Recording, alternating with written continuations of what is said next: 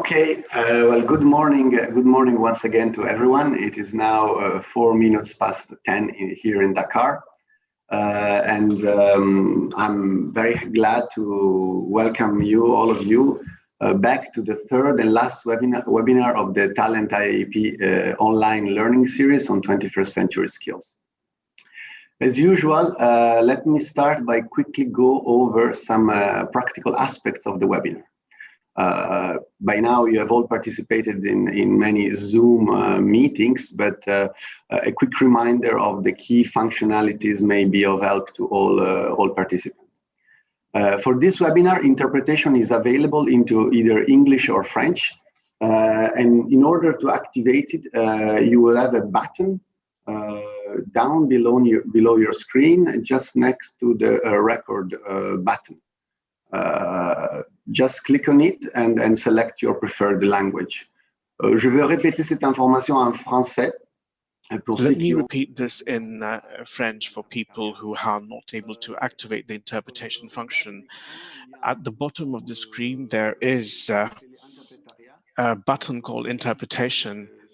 Please click on that button and select English if you wish to listen in English and French if you wish to listen in French.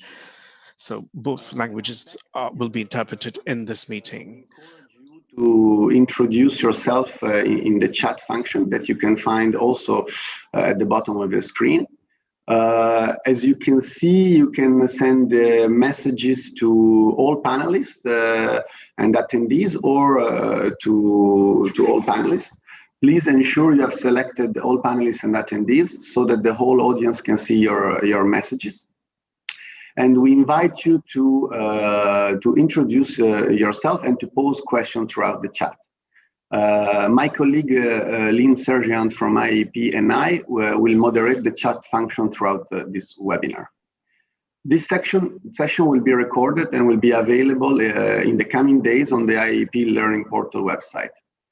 Also, the presentation in both languages will be shared with all of you at the end of this webinar.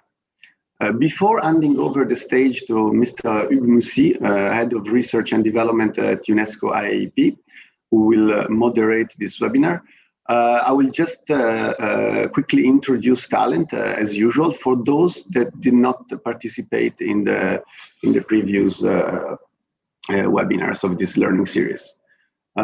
Just before that, I would like to once again to express my gratitude, sincere gratitude to UNESCO IAP for collaborating with Talent on this initiative, and the Global Partnership for Education, who made this learning series possible, thanks to their Assessment for Learning A4L program, who funds Talent. Also, a big thank to all the panelists that are here with us today, and all of you who are participating, and those who have actively participated in the past few webinars.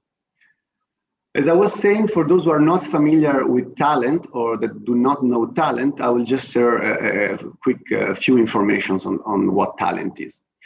Talent stands for Teaching and Learning Educators Network for Transformation. The network, whose secretariat is hosted at UNESCO Dakar, was established in 2016 as part of the efforts to ensure coordination on issues related to education quality within the framework of the Education 2030 SDG4 agenda. Apart from UNESCO, Talent has a steering group that is composed by some of the international organizations active in Western Central Africa and in the whole of Sub-Saharan Africa. Current members of this steering group are ADEA NALA, ANCEFA, CONFEMEN, Education International, UNHCR, UNICEF, RESAO, and some of UNESCO institutes such as IAP Dakar, UIS, and ICPA. So Talent is at the same time this sort of coordination group for Western Central Africa, but it is also a regional platform for the whole of Sub-Saharan Africa that deals with knowledge generation, knowledge sharing on issues related to teaching and learning. Since 2016, as I was saying before, Talent has worked on different topics related to education quality, including teachers and teachers' professional standards, learning assessment, and of course, integration of 21st century skills in the teaching and learning process. This topic, as you can imagine, is what brought us here today. Talent and the Brookings Institution started around a mini study in 9 countries of sub-Saharan Africa in 2018-2019 to identify baseline information about the existence of 21st century skill assessment in these 9 countries. Following this study, a more in-depth action research took place in 3 of these 9 countries. And these 2 projects gave us a sort of, brought us to the idea of organizing this online learning series in order to stimulate the dialogue around the integration of 21st century skills and look at how this integration of these skills can affect the different components of the education system. In webinar 1, this series, as a reminder, started on October 22nd, apologies. In webinar 1, we had a look at the different frameworks developed over the past 3 decades in order to capture the nature of skills and competencies. And we've also heard from Senegal and the Gambia on how this mini study I was just mentioning opened up opportunities for integration of 21st century skills. While in webinar 2, we went deeper into implications of integrating 21st century skills in curriculum reforms, classroom practices, including classroom-based assessment, with some interesting examples from Zambia, Kenya, and the work of France Education International. All of that supported by some interesting presentations by Dr. Esther Kerr, who is also with us today. I won't take too much time to the webinar, and I'm handing over to Mr. Hugues Moussy, who is the moderator of the webinar, and welcome to all of you again. Hugues. Thank you very much, Davide. Hello, everybody. And there are really people from all over the world here. So I should say good morning to a lot of people I see, especially Uruguay or Fort Worth, Texas, and almost good evening to some of you, especially maybe in Melbourne. Not sure what time it is, but not early in the day. So hi, welcome to this webinar. We are going to deal with the policies and planning for 21st century skills with our panelists. Just so we have a balance of language, and because there is interpretation, I'm going to moderate the session and speak French. So, bonjour à tous encore une fois. Good morning, ladies and gentlemen. Once again, thank you. My name is Hugues Moussy. I'm heading the research and development team at the IIEP, the International Institute for Planning and Education. I'm based in Paris, and IIEP has 3 offices, one in Paris, one in Dakar, and one in Buenos Aires in Argentina. Very quickly, IIEP is a UNESCO institute in charge of supporting all UNESCO member states to improve their planning and education planning and management system. And we mainly work in 3 fields. So the technical cooperation, and it's my colleague Anton de Grove who is in charge of this. We are also in charge of training. We actually train many civil servants, international civil servants, and we also work on research and development, research pertaining to planning. And we're really thrilled to collaborate with Talent. We'd like to thank them, and we really like to thank them for the organization of this session.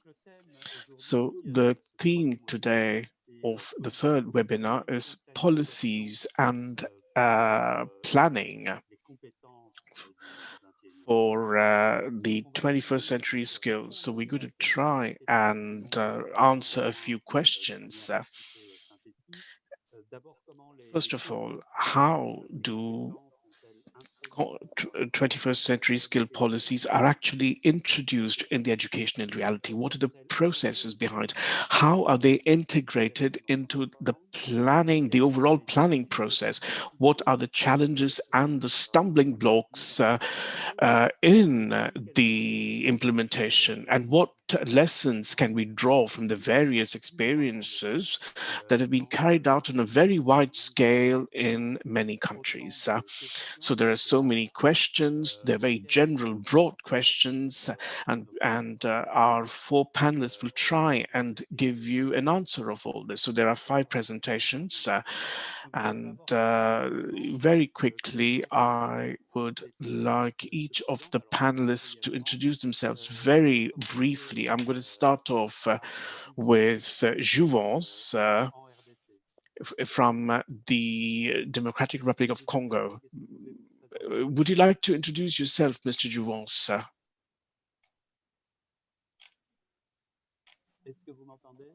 Mr. Jouvence, can you hear me? Would you like to introduce yourself? You've got to switch on your mic, sir.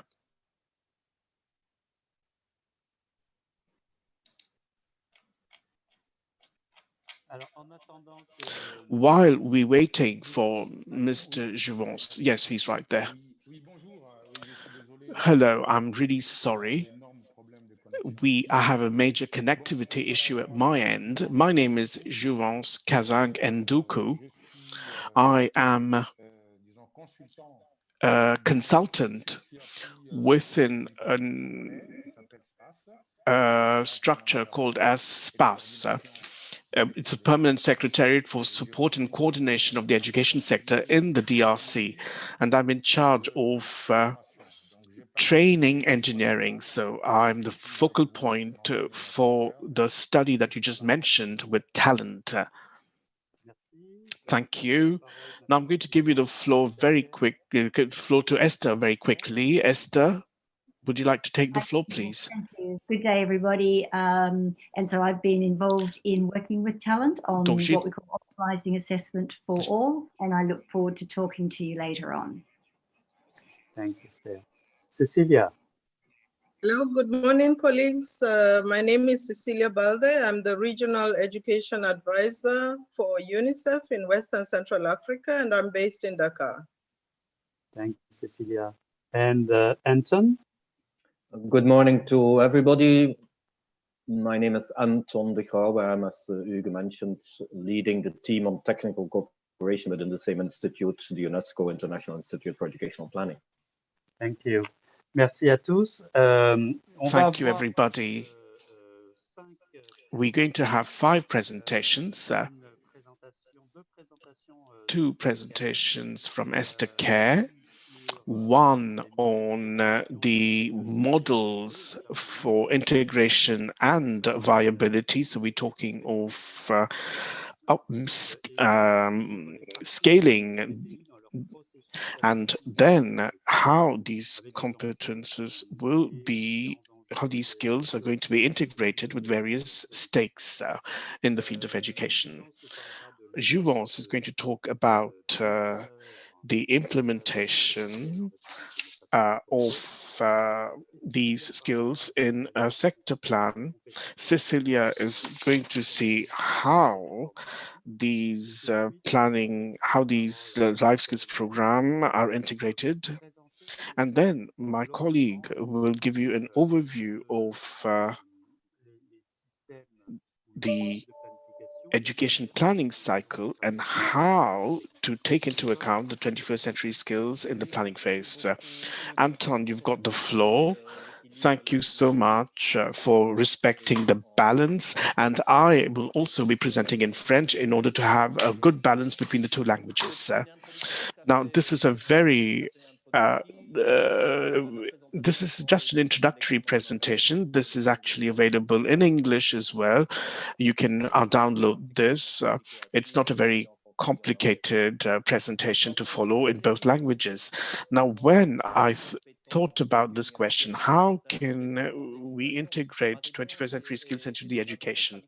Now, I've got a contradictory answer.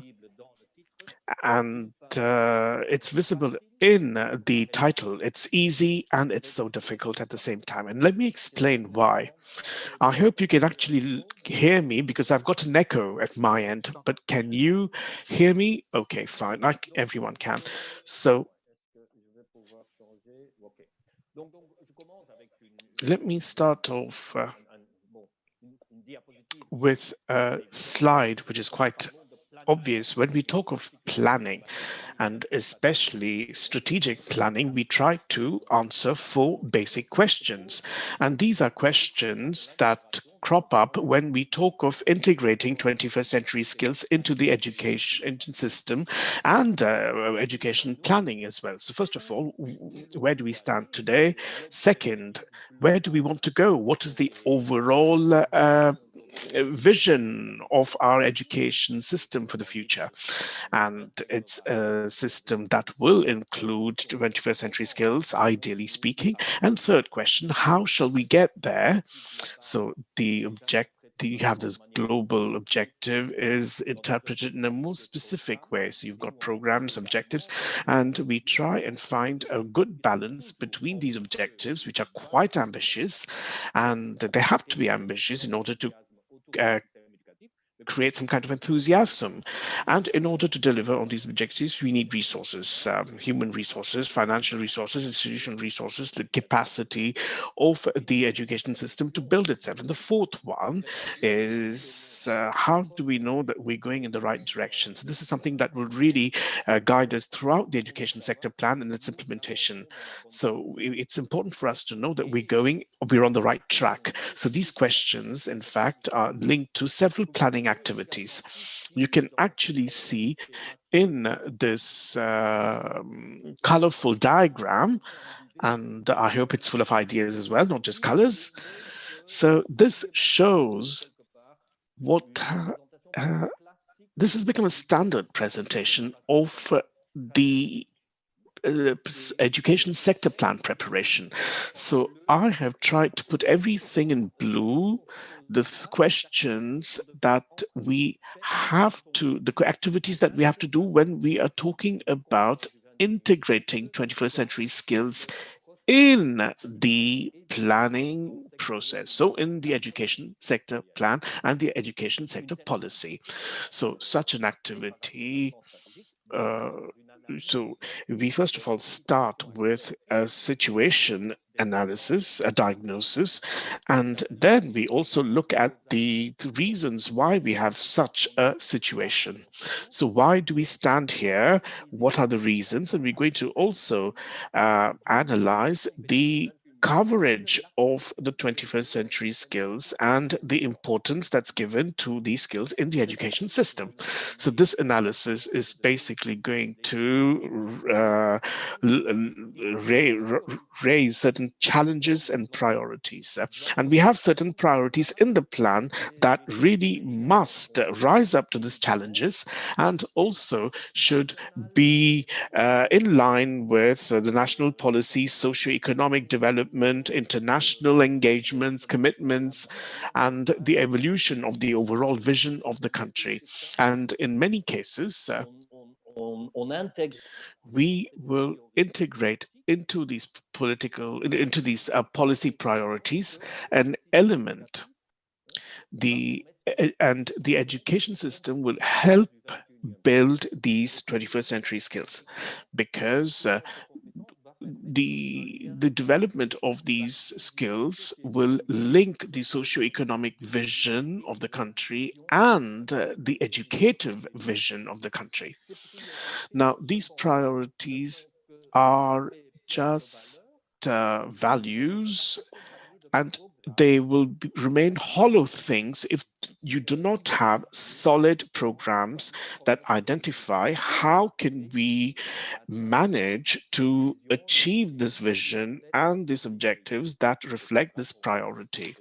And these programs will include strategies that will help us achieve the vision. So the third one is that we're going to try and develop specific programs so that these 21st century skills are integrated, incorporated into the education policy, in the education sector plan, in the education sector policy, and in the whole sector as well. Now, you also can have it in the action plan, and because strategic planning requires that there should be a right balance between the vision, the ambition, and the available resources in the present and in the future. So we've got to estimate the costs of the integration. We'll have to see if there is a right balance that's struck between the costs and the available funding. Now, the sixth phase is that we're going to think about how to implement all these activities and programs, and you need to identify the responsibilities and the roles of one another for efficient educative administration. And we'll have to see who are the partners of the education system as well.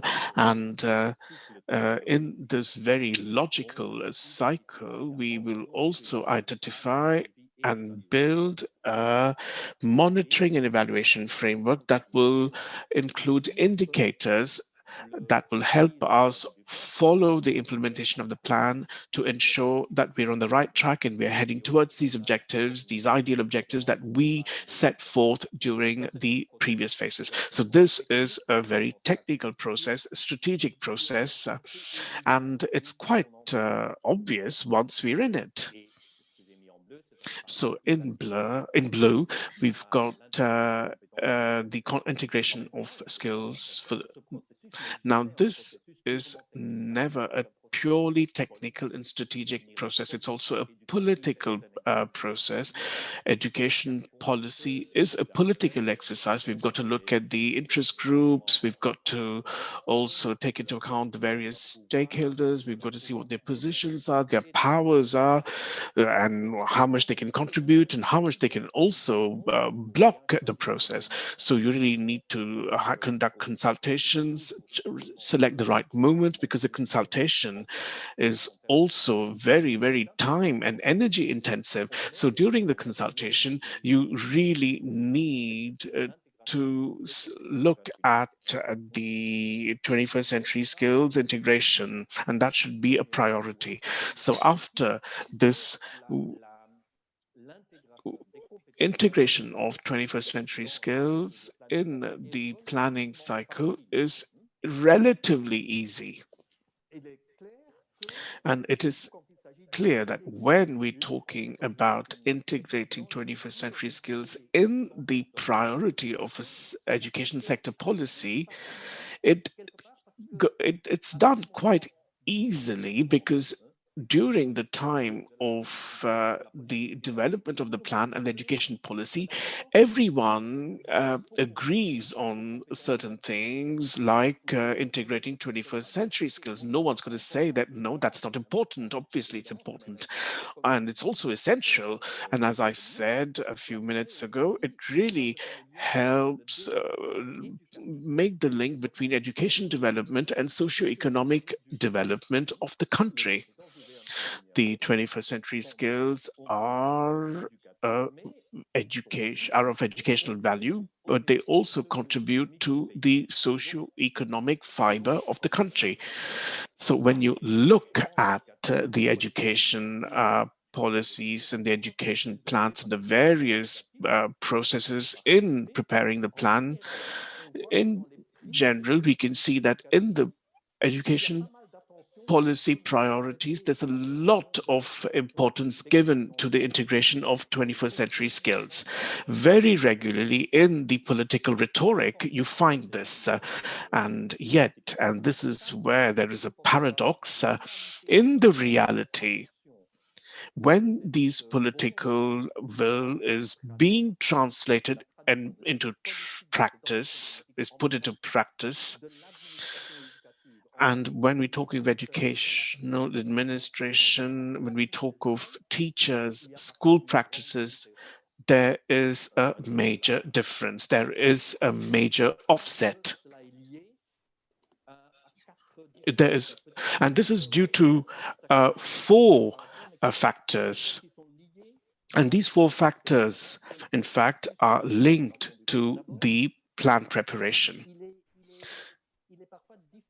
It is difficult to identify within the education administration or within the ministry person who is in charge of this file. We do not have a champion, a port of call, a contact point. No one says that this is my baby, and you don't have a proper department specifically in charge of these skills. And sometimes you see it's a it's a cross-cutting will, but it is really not anchored. It's really not defined as the responsibility of a certain department. Like, for instance, the statistical directory, we know who does that, or exams, or a school year. And the second thing that's also important is that the integration of this concept of 21st century skills actually requires a good coordination between various departments who do not have the will to collaborate for various reasons, in fact. And we can talk about that later. So you need initiatives from the curriculum department, from the examination department, and we know that if you're actually introducing something in the curriculum and it is not introduced in the exams, you see there's going to be a problem. People won't focus on that, teachers won't focus on that.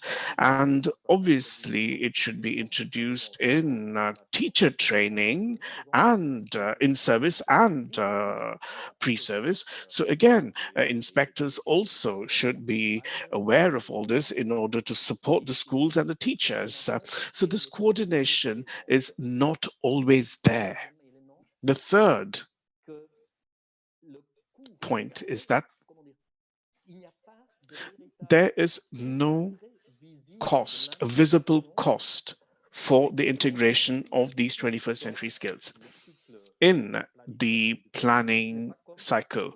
It's not like school buildings or making school textbooks or training teachers, because a teacher in a classroom who is basically teaching 19th century skills is as expensive as a teacher who is teaching 21st century skills.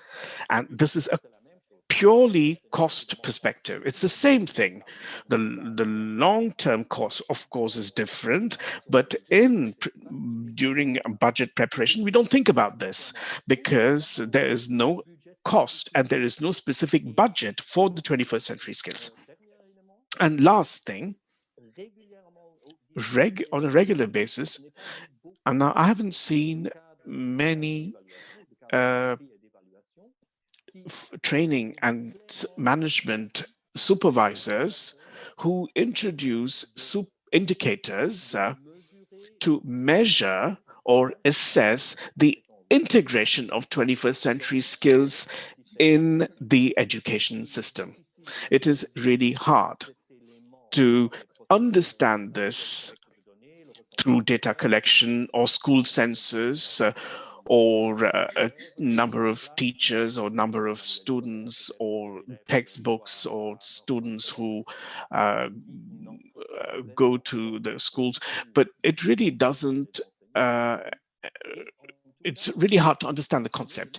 And this is something that is complex to basically translate into an easily measurable indicator. So there is a lot of problems on steering, on evaluation, on supervision and evaluation, which is a measure. And it's something, sometimes it's considered to be something which is not essential. So again, these two factors are extremely important because the change, the players of the education system, the actors of the education system have an idea of the budget, but they do not have the global vision of the education system. which is in the plan or the policy, because this vision, you see, I wouldn't say it's forgotten, but it is kind of sidelined, unlike the budget or the education, the evaluation and assessment framework. Now, I'm going to stop here. I do not want to be pessimistic. I don't want to sound pessimistic. I think that the identification of these various constraints is an essential stage in order to understand how things are. And my colleagues will be a bit more optimistic than me. Thank you so much for your attention. Thank you very much, Anton, for this presentation. It talks us about it tells us about the discussions on planning and introduces also the topics we will be dealing with. Without further ado, I will give the floor to Cecilia Balde, who is a regional education advisor working for UNICEF, and she will introduce, or she will make her presentation. Cecilia, the floor is yours.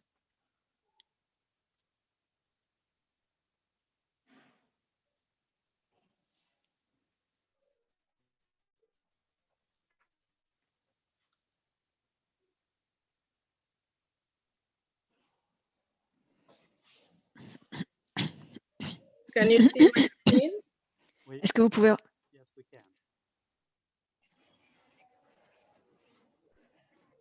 Can you see my screen? Yes.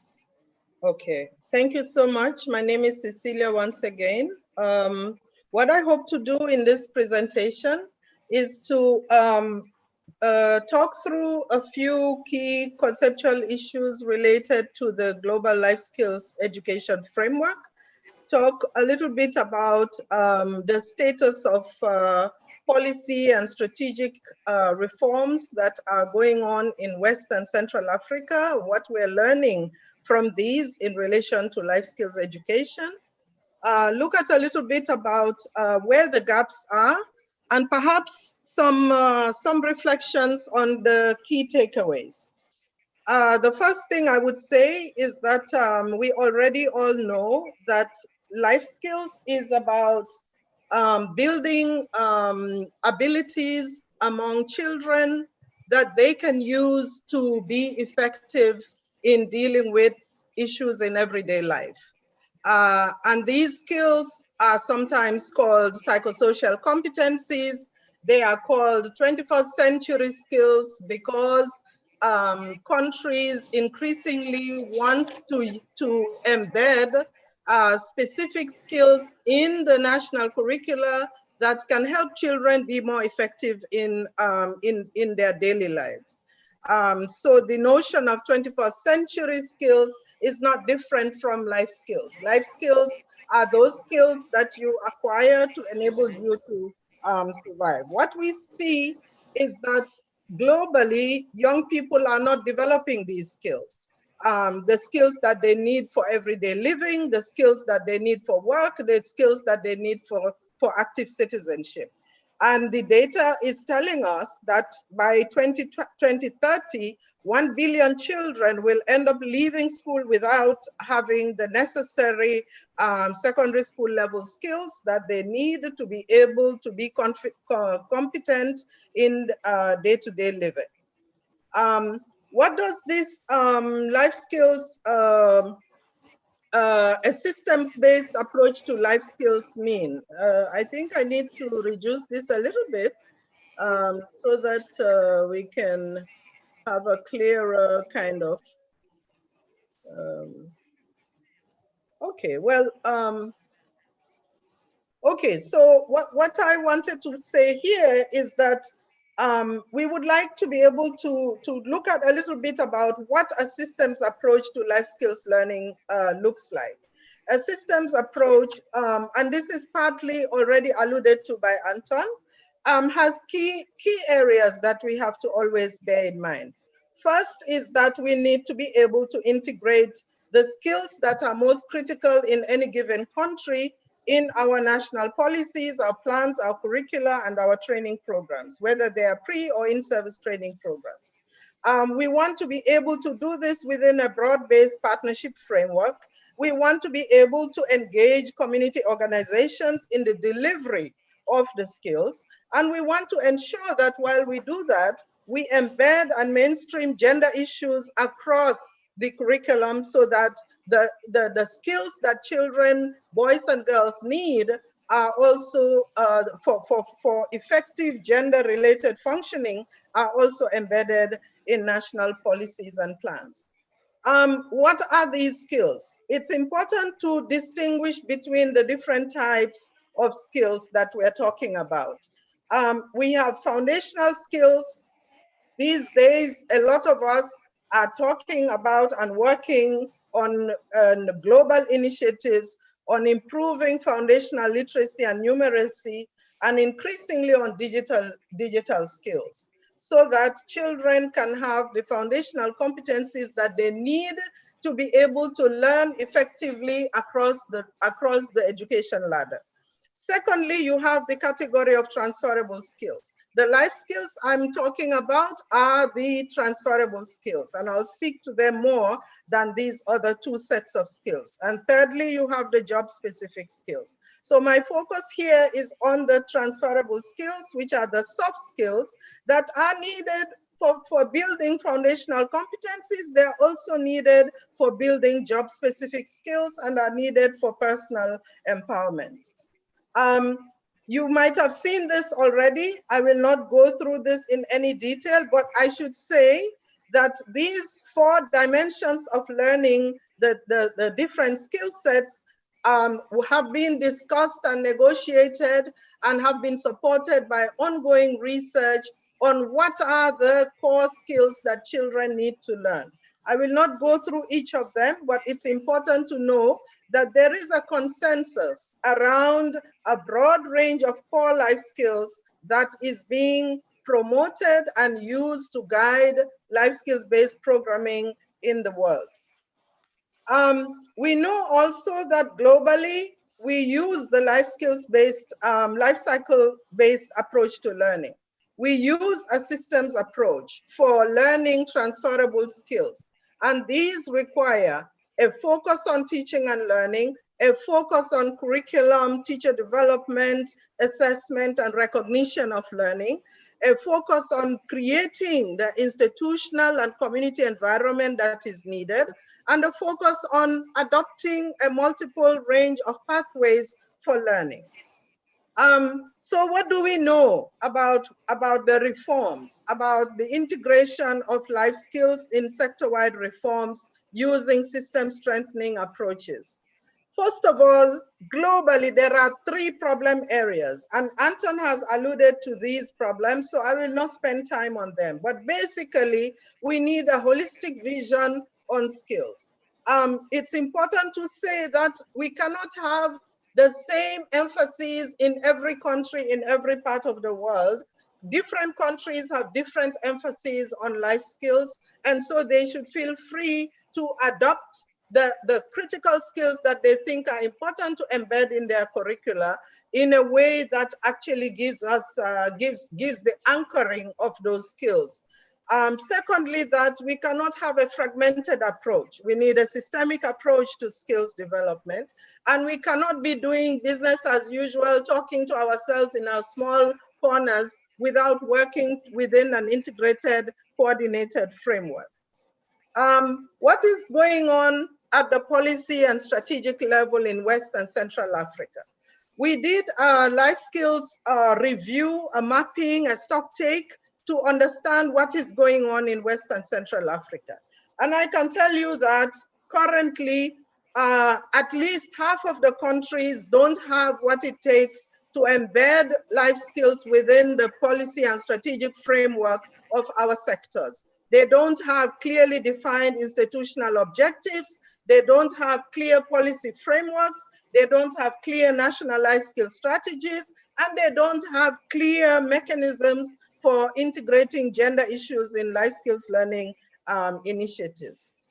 At the institutional level, we find also a situation where, again, Anton has alluded to this, very few countries have undertaken national assessments that can then inform life skills education. In West and Central Africa, we only have 7 countries that have done this. And in terms of ownership, in terms of championing, we only have 11 countries where governments have formed some kind of a body that should define policy frameworks. So we need to get our act together on the institutional arrangements that are needed for effective life skills-based learning. We also need to understand that as we look at the capacities on the ground, just 1 second.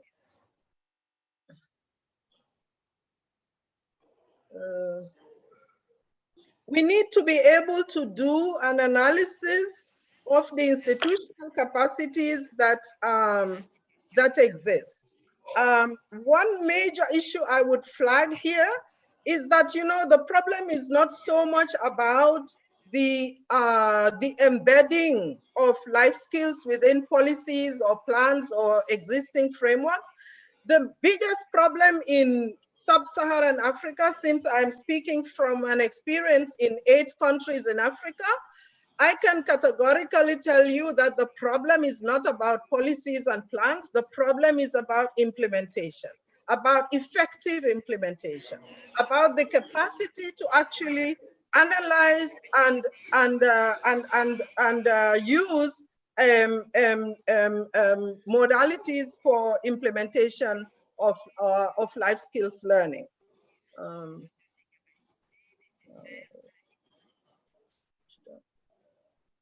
Okay, this is frozen now. Sorry.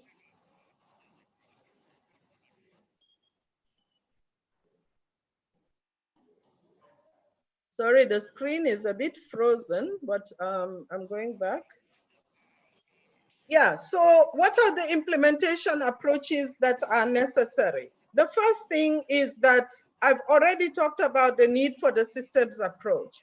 What does this mean? What it actually means is that, first of all, just as we are doing sector-wide processes in planning for other initiatives, we need to have this. In Tanzania, for example, we decided that we would, first of all, look at what is happening with life skills learning. And we decided that we will embed life skills learning to serve the purpose of improving foundational learning competencies. So skills that are important for enabling children to learn would be embedded in the literacy numeracy programs. So critical thinking, problem solving, creativity. We decided to take those skills that are critical for learning and embed them in a reform process for improvements in teaching and learning of foundational competencies. So there are different ways. In Zimbabwe, for example, the life skills learning served the purpose of building capacities and strengthening improvements in HIV/AIDS prevention. So the work of life skills learning focus got embedded in through a national HIV/AIDS program, and so on. Secondly, we need to determine what the curriculum reform scope would be at any point in time, and where the plug-in points should be in the curriculum for embedding life skills. Without this, we will have a fragmented approach. So you either have a whole curriculum approach or curriculum reform approach where you embed, or you have a program-based approach where you have a new innovation and you embed life skills in it, or you decide that you're going to adopt a cross-curricular approach where you take pieces of life skills and embed them in every segment of the curriculum, or you have a separate course approach, as some countries tried to do over the years. The Gambian population FLE program, when it was designed with my leadership, was designed based on the Kenyan experience that you have an integrated approach that made it practically impossible to deliver. But if you have a separate course approach in a curriculum where where it is possible to have a separate course approach, it then became the choice of the country to move forward with that. Both of them have pros and cons, depending on the situation and depending on how far you want to go with life skills learning. Esther, I'm sorry that could you try to go a little bit faster because time has passed already, okay, and we have all the other presentations. So sorry about that. Sorry. So you have two types of, a range of the countries can be put on a continuum, ranging from countries, for example, the Gambia, that have a fully embedded education, life skills in policies and strategies and curricula, to those that may, for example, like in Togo, last year, I believe, where they had the opportunity through a curriculum reform exercise to embed life skills, but it was nowhere on the curriculum agenda. What are the gaps? Major gaps in budgets, major gaps in teachers' biases, major gaps around coverage of life skills for employability, major gaps related to the environment because of the problems of insecurity, the prioritization is different, and so on. I will not go through, I will leave you to look at what the learning has been in my own personal journey, but I will flag the point that in terms of the reforms for learning, the problem that we face is that we cannot have life skills learning that is actually kind of just kind of floating at the systems level.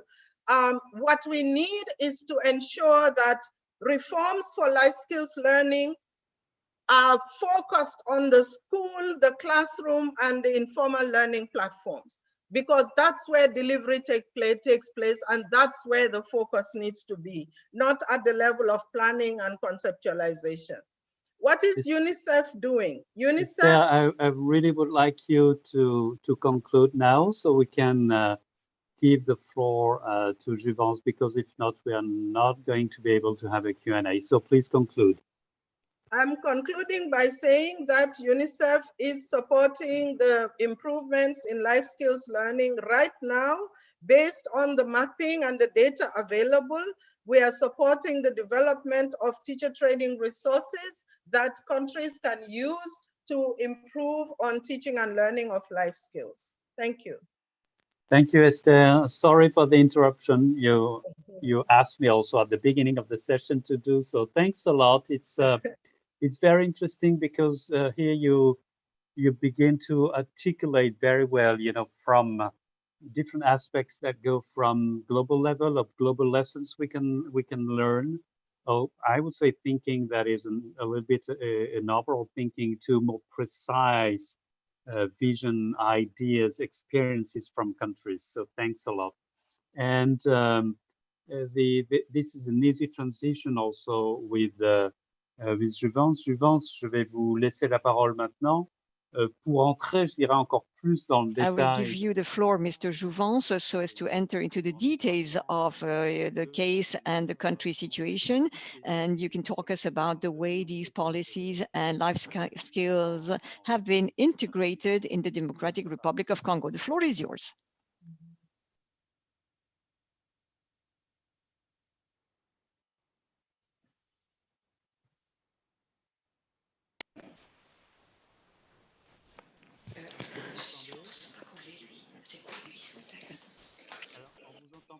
We can't hear you. You've got to actually switch on your mic. Yeah.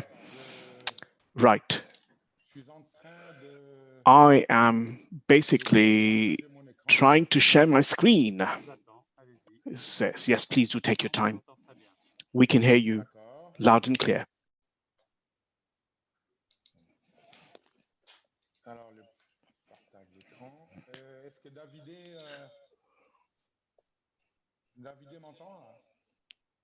Okay, can you hear me?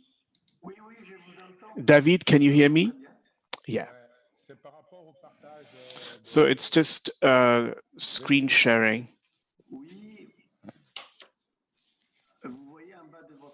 So there is actually a button called Share Screen.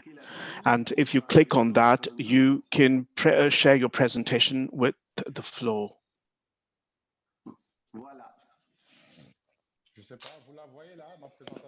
Can you see my presentation? Oui, bonjour. Hello. I was asked to give a presentation on my country with respect to the 21st century skills. So in 10 minutes, I'm going to try and provide you with the basic information, the most important information, and with the Q&A session, we probably would get more information and shed more light on all this. So until very recently, the 21st century skills, which are called also cross-cutting skills, were not the subject of a specific study.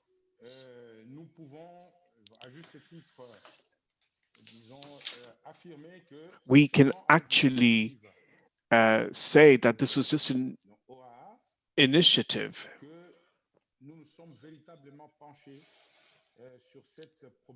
And it's only through this initiative that we've actually studied this problem.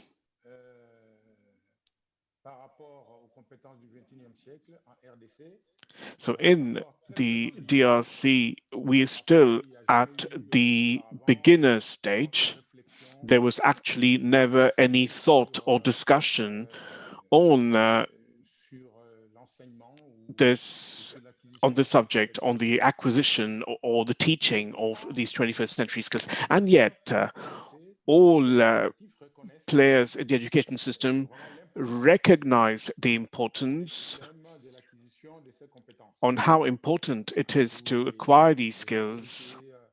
The authorities, the various players of the education system deem that these skills are extremely important in order to better grasp the various subjects and also for the child to succeed in society.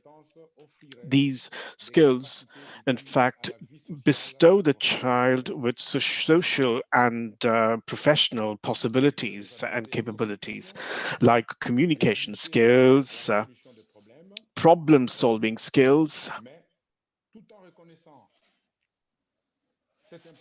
Now, I recognize this importance, and yet there is no specific strategy, there is no specific methodology for these skills to be included or integrated into the education system. I will also say that we know that this is important. A child must know how to communicate, and we feel that after having followed a certain course, the child would have acquired the skill. So this is the situation, the existing situation in my country. And as I said, when you look at the legal texts in the country, now the legislation and the legal texts that have been adopted very clearly spell out the importance or the existence of these skills. Now, if we look at the framework legislation on education, so this is the vision of the government, and it's all about promoting diversity and local culture while developing intelligence, creativity, initiative spirit, mutual respect, tolerance, and environmental protection. So in the vision of the country, in the national vision, you have certain skills that have been clearly spelt out. These are the 21st century cross-cutting skills like the initiative, spirit, and creativity. Now, the DRC also has a sectoral strategy, education sector strategy that was developed in 2015. Now, in this strategy, we have spelled out the need to put the stress, to put the spotlight on these cross-cutting skills. So creativity in university, critical thinking, right from primary. And there's also an action plan for this sectoral strategy that defines certain activities that help acquiring these 21st century skills. Third, in the curriculum, in the national primary curriculum, there are objectives that have been set out in a clear way. And these are on these 21st century skills. Now, in certain subjects, such as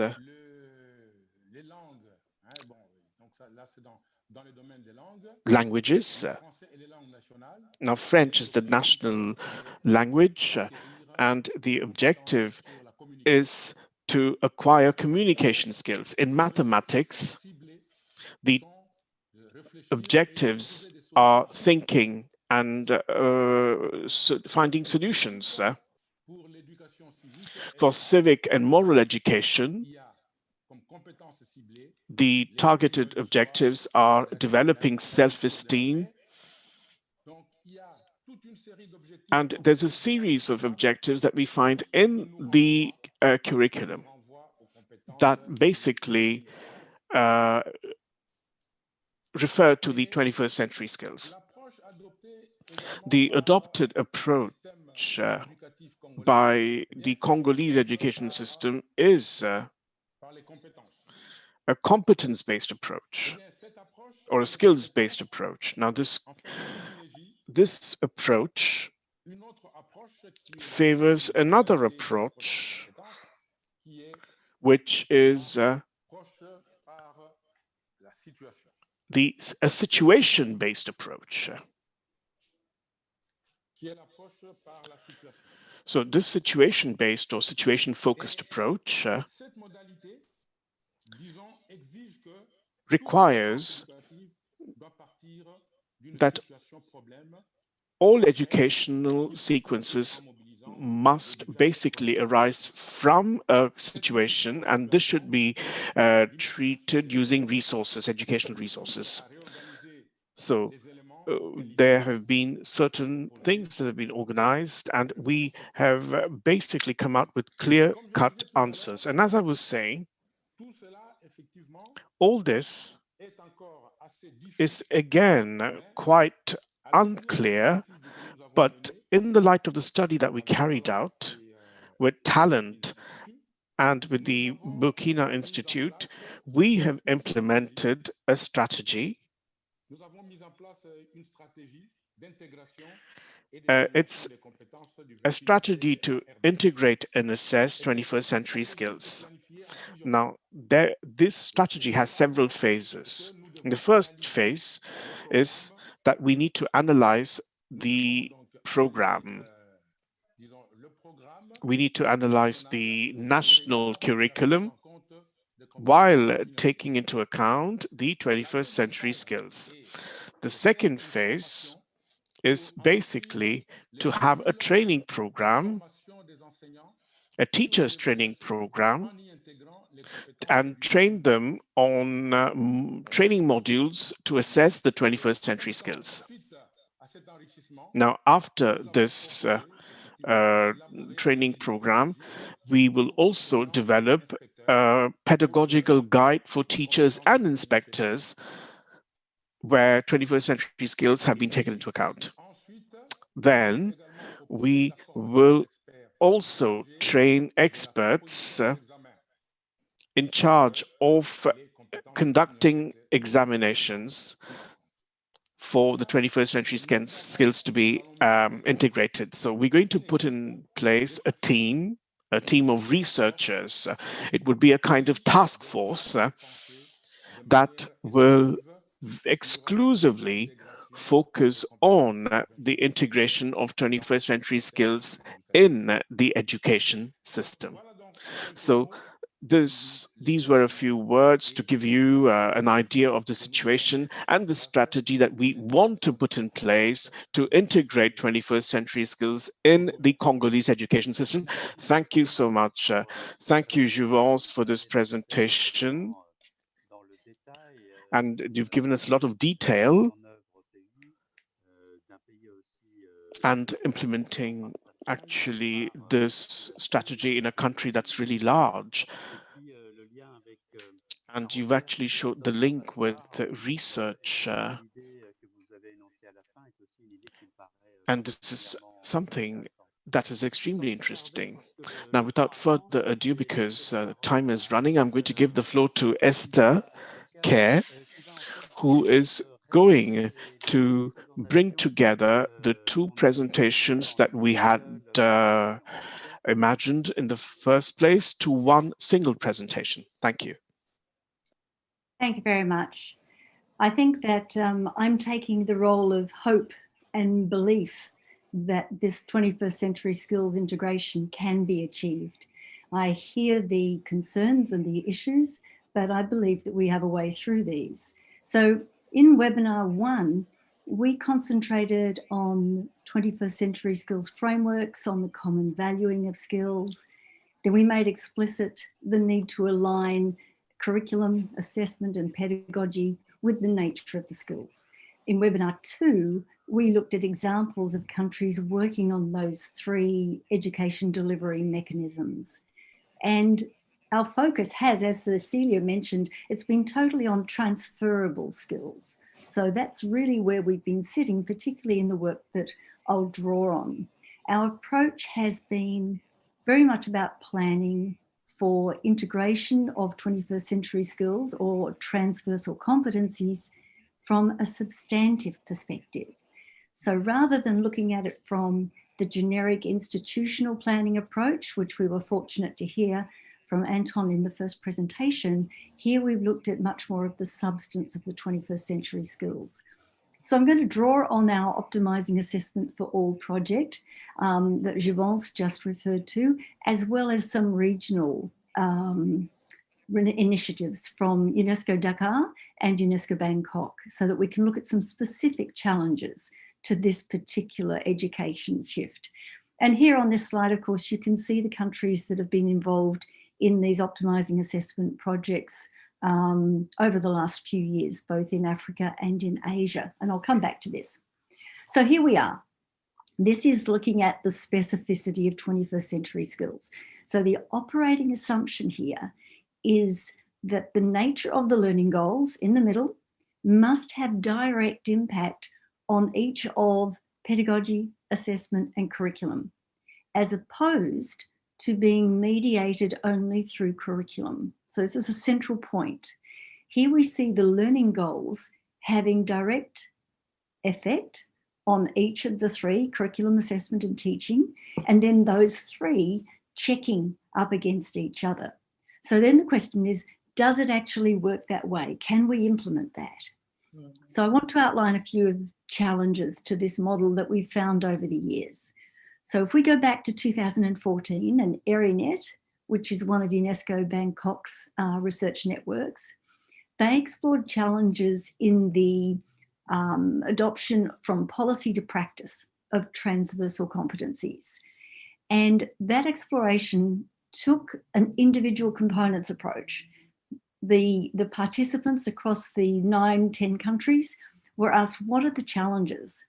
And then those challenges were classified according to these broad categories that you can see here. And the challenges were identified in the context of integration of the skills into either specific subject areas or cross-subject or extracurricular modes. So you can see the 3 categories of challenge: definitional, which arise from a lack of a very vague definition of transversal competencies in policy documents. And in our later work, actually in 2016, that definitional issue was identified as the major source of the second set of challenges, which you can see here also, which are the operational challenges. And then the next lot, of course, we can see are the systemic challenges, which to a large extent is around issues associated with educational philosophies and traditional approaches to education. So you can see that some of these challenges are challenges you would see with any reform that occurs, but some of these are specific to this particular education shift. So when I say some are more general, if we think about things under the operational, about lack of incentives or insufficient teacher capacity, this of course can occur in any educational environment under any sort of reform. Same with budget. But when we get to the definitional challenges and when we get to some of those systemic challenges, that's where we're dealing with something that has specific impact on this 21st century skills integration. So here we moved in 2015, 2016 with NECMAP, another of the UNESCO Bangkok networks, to look at what the challenges were from policy to practice around assessment. So looking very specifically at assessment of 21st century skills. But we still took this very segmented approach. We're showing that the general challenges of policy to practice to 21st century skills, which were earlier identified, were no less strong for assessment when we just looked at that one component. So in this study, we had 9 countries from the Asia Pacific. 2 of them didn't identify any challenges, which is very nice for them. And therefore you can just see the ones that we have here: Hong Kong, India, Malaysia, Mongolia, the Philippines, Republic of Korea, Democratic Republic of Korea, and Thailand. And the responses here are not based on representative sampling from the country. They're from teams of researchers who come from the departments and ministries of education, and sometimes from research organisations associated with those ministries.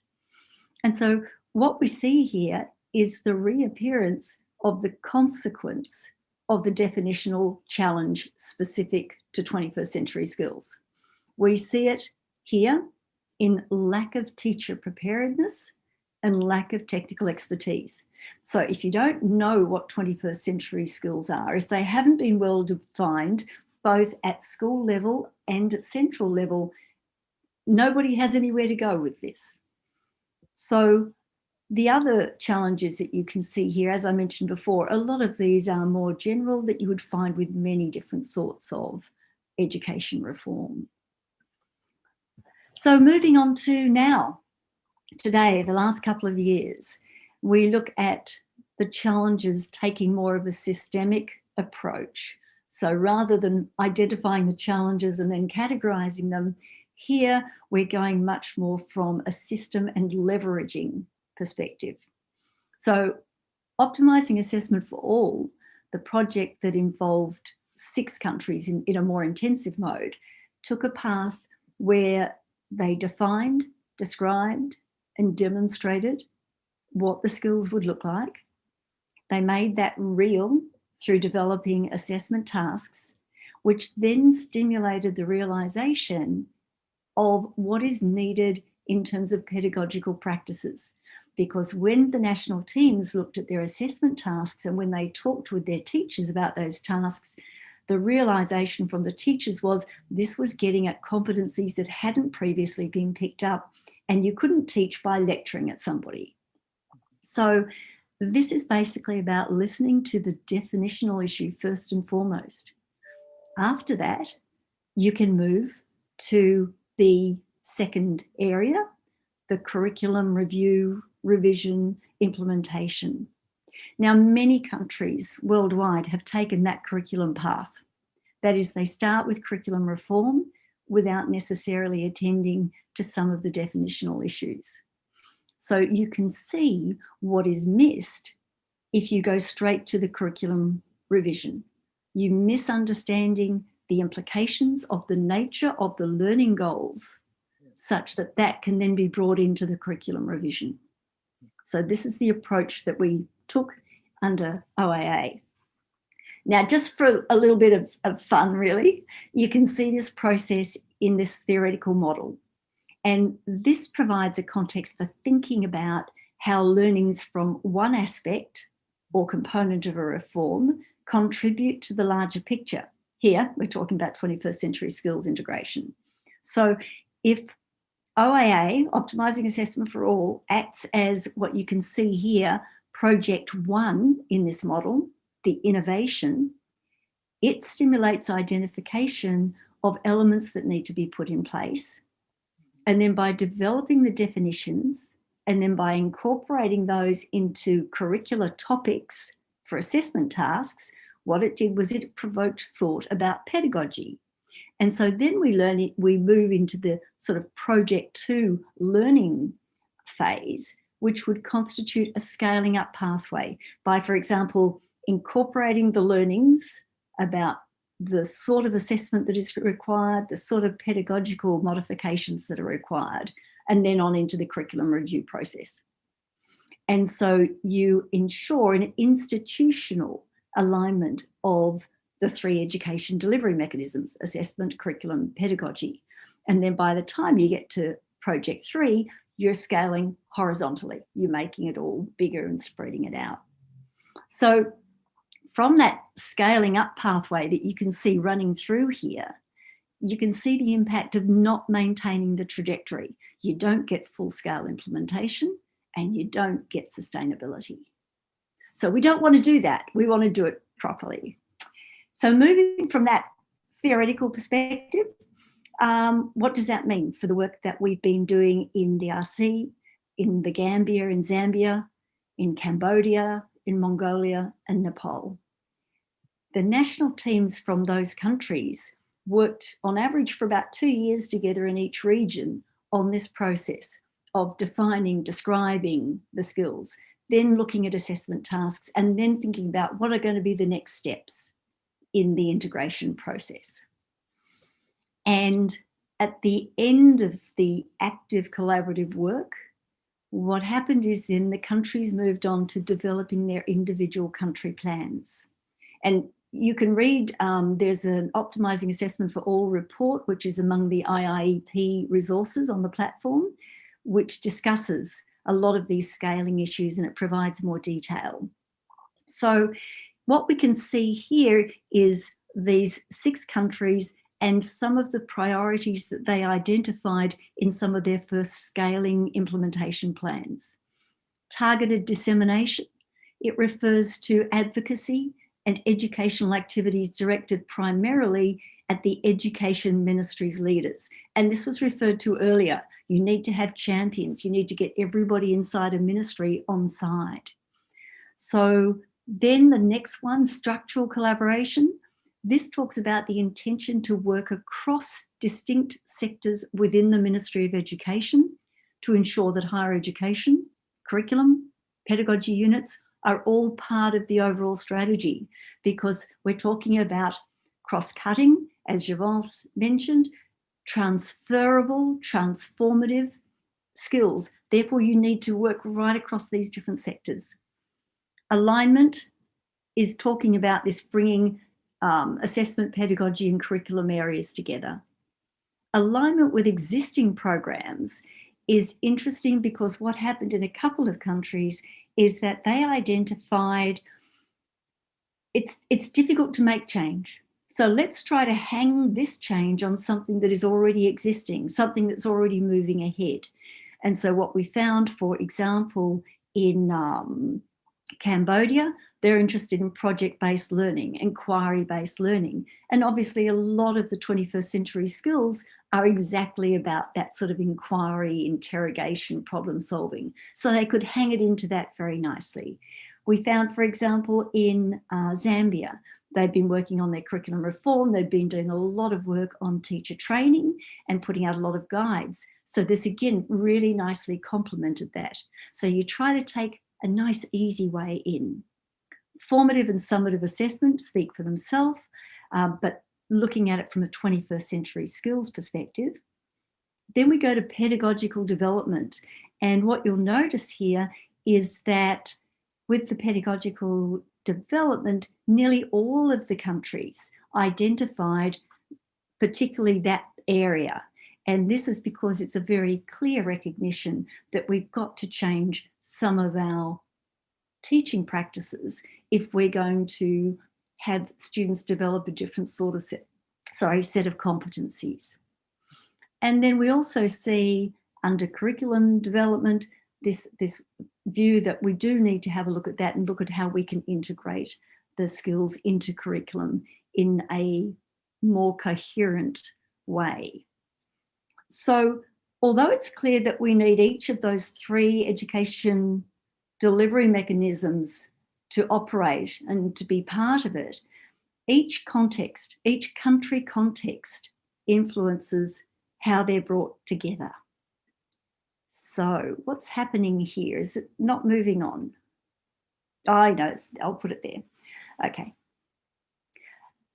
This is a very quick shot here of looking at some of the teams so that it sort of I'm trying to make it a little bit more real for you. It's all very well to talk about models, but we've had teams of people working for years, working through these processes so that they understand where to move on to next, or they understand what the challenges are ahead of them so that they can work with others to try to sort them out.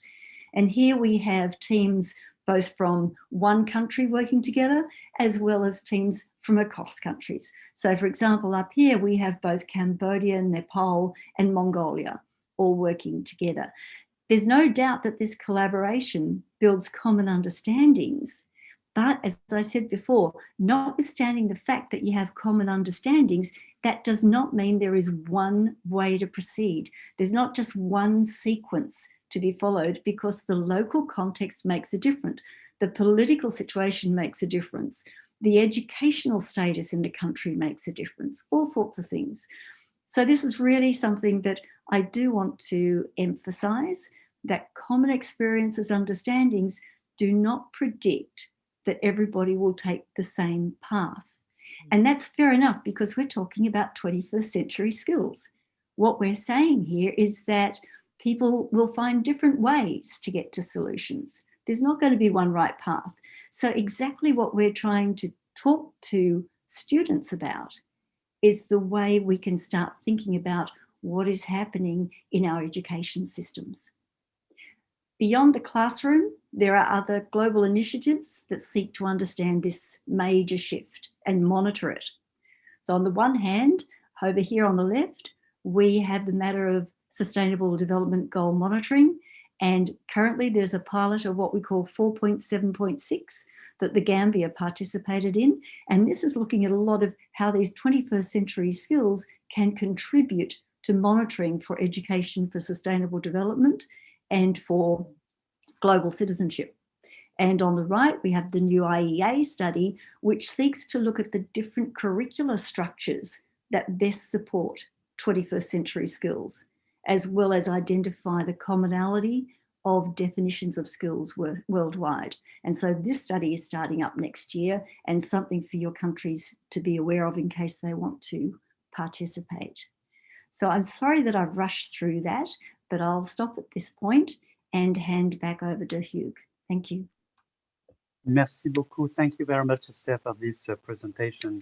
Je crois que c'est important. I think it's important to recall this specific rhythm, this kind of specific voice for each of the country. You really do not have a copy and paste system. Now, in the first slide, Esther, there are very easy questions.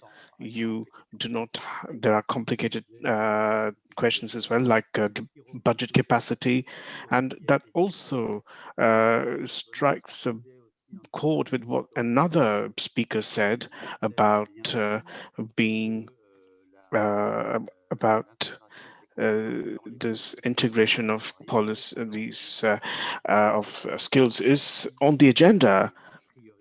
And there's also the question of priority and political will, which is adapted to each country, but which should be, again, strong enough to rally all the stakeholders around the cause.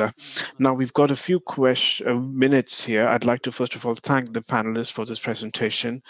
Everything was very illustrative, but perhaps we've got time for one or two questions. Now, unfortunately, we've got just 6 minutes, so just one or two questions from the audience. What would be those questions? Thank you, Hugh. I think we have several questions. We don't have a lot of time, but I would like the participants to basically write all their questions in the chat, and we can answer some of the questions at the end of the webinar. I've actually chosen two, one for Anton and the other one for Cecilia. I'm going to ask them in English because these questions are in English.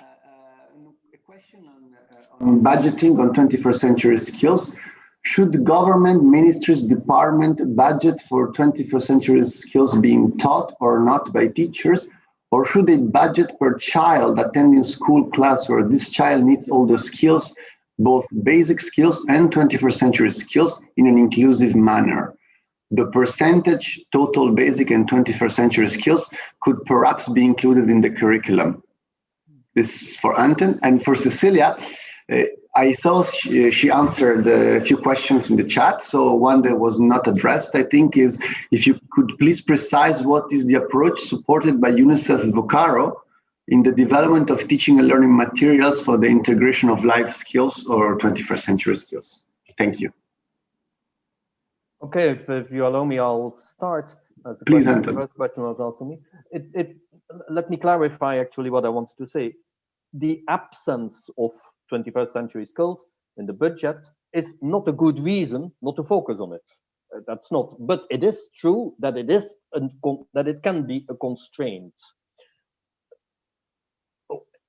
And integrating 21st century skills into a budget is almost impossible. What can be done is to make sure that in the activities that we have, for instance, in textbook development, or in the activities that we have on teacher development, in the activities that we have on examinations and so on, that these issues are highlighted. I think what we need to, I appreciated the other contributions. The question then of having a budget per pupil, a budget per for activities is a bit of a different question. I don't think many countries will do a budget per pupil. That's usually not done. What is done sometimes is that you transfer grants to schools by pupil, but that is much more for operational expenses than for a major policy initiative such as integrating 21st century skills into policies and planning. I think what we need to make sure, I appreciated the other contributions because they also made me think, but I think we need to make sure is at the same time, or what we need to make sure is that we have action at both levels, at the system level and at the level of the teachers.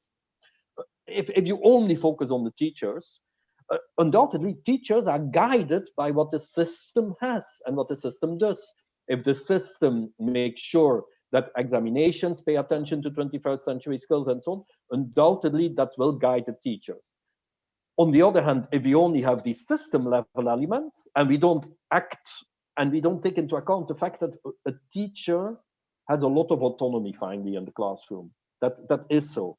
And there is very little that from a Ministry of Education's point of view you can actually do directly into a classroom. A classroom is guided by, a teacher in the classroom has always quite some autonomy, even if that autonomy is not necessarily recognized. What the teacher does in the classroom is rarely supervised in any form of a regular manner. So let me summarize. I think we need a number of initiatives at the system level. And I fully agree with Esther that those ones, and I thought the ones that she presented were really rich, but those ones also will differ a bit from country to country, undoubtedly.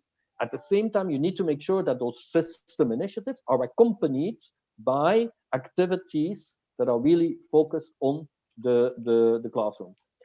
I know I didn't answer the question of budget because to some extent, I didn't want to give the, well, it is unfortunate that action by the administration is more guided by the budget and the monitoring and evaluation than by policies.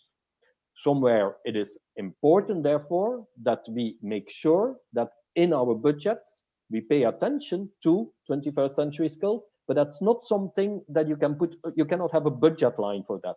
What you need to make sure is that in the funding of our textbook schemes and funding of our curriculum development, of our teacher training, that there it is given the necessary attention.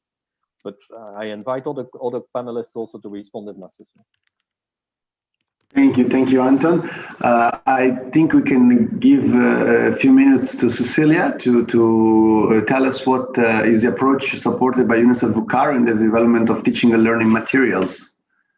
The approach is demand-driven. As you saw, the mapping that we did gave us an indication of where the gaps were in terms of what the countries were doing and what they needed to do. And one of those gaps is the absence of appropriate teaching and learning materials for life skills, even in terms of examples that, that countries can use. So the work that we then started doing relates to filling that gap for those countries that have indicated that they did not have access to even prototype learning materials for teaching and learning about life skills. And that is our approach, because as you heard Esther saying, you can't have just a one-size-fits-all approach.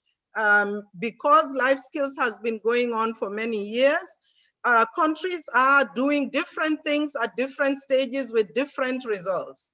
And therefore, it is necessary to have a demand-driven, a bottom-up, a country-driven approach that addresses the real needs that countries are actually facing. Thank you very much for the responses. We unfortunately don't have any more time to take any other question, but as David said, we are going also to have a follow-up and respond to those questions. I would like to thank all the panelists first for their very enlightening presentations, and all the participants, attendees. I see that some of you are now dropping out because the time is over. Thank you all. I would like now for a very final word, to give the floor to Davide. So maybe to tell us what will be the follow-up, so to say, of this series of 3 webinars, and if there is any place, any information people should know about that. Thank you very much, Hugo. So I also want to join you in thanking everyone for making this learning series possible, particularly, as I said at the beginning, GPE, IAP, UNESCO, and Dr. Esther Kerr, who conceived this series and worked with us, and she's been working with us over the past 2 years. So really, thank you, Esther. It has been a pleasure. In terms of follow-up, as you just mentioned, participants know that there is a Slack that is active, and we can share the link. I see that Lynn just shared it in the chat function, and the discussion can continue there, at least for a couple of weeks. One of the objectives of this series was really to stimulate a dialogue around 21st century skills and the different aspects that needs to be taken into account.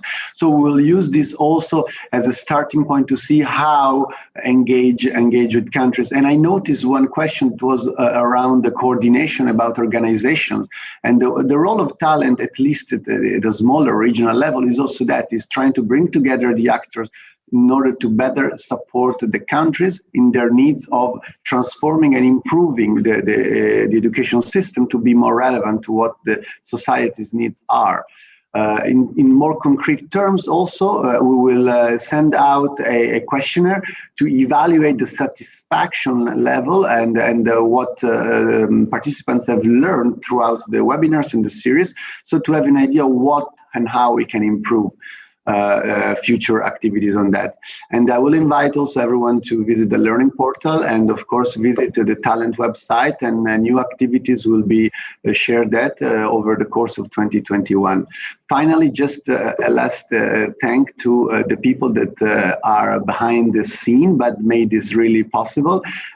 Lynn Surgeon, the Learning Portal Manager, then of course Julian and Narit from IIP UNESCO who really supported us and did a great job. And thank you again to all the panelists. Over to you, Hugues, if you want to have a last say. No, it's okay. Thank you. Thank you to everyone, IEP team, talent, panelists, and attendees. And you all have a very good day. Bye-bye. Bye. Thank you to everybody. Au revoir. Merci beaucoup. Thank you so much.